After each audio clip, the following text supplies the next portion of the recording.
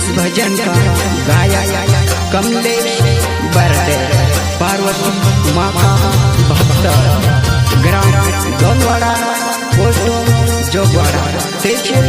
निवाड़ी जिला बड़वाड़ा।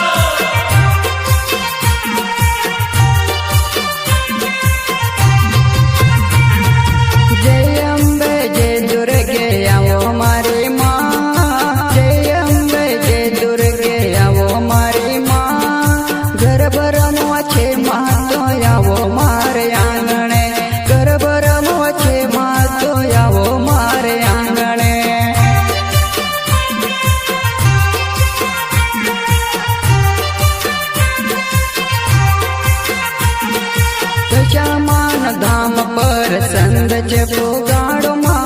श्यामान धाम पर संद से पोगाड़ो माँ आंगणे पधारो माँ गर्भ रमवचे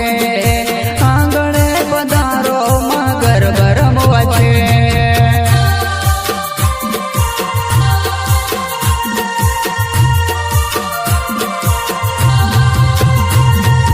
दशामान धाम पर संद से पोगाड़ो माँ दशामान धाम पर संग से पोगाड़ो माँ आंगणे पधारो माँ गर्भ रमवचे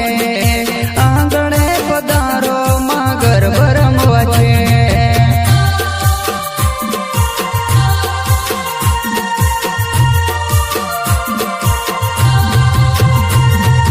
दशामान धाम पर संग से पोगाड़ो माँ दशामान धाम पर संग से पोगाड़ो माँ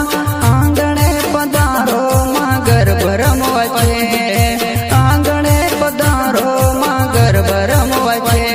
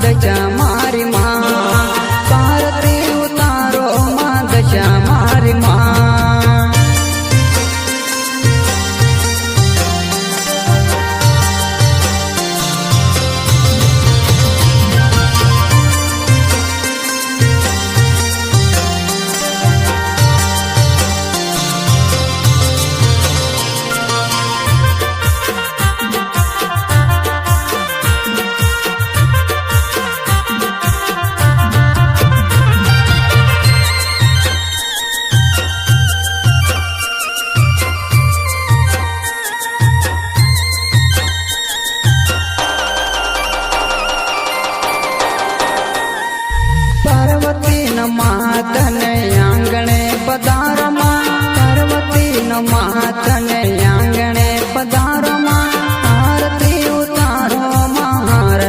ચડાવો આરતી ઉતારો માં હાર મેં ચડાવો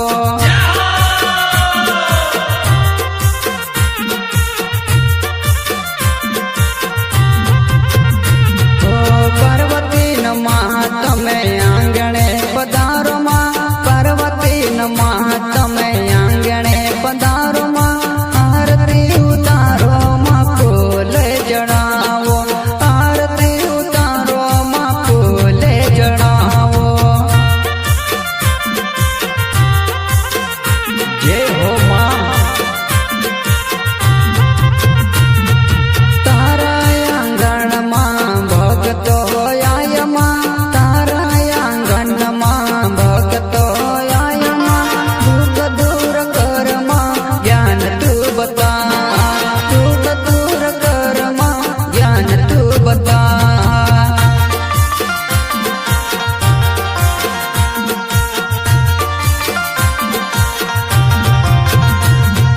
તારા આંગણમાં ભક્તો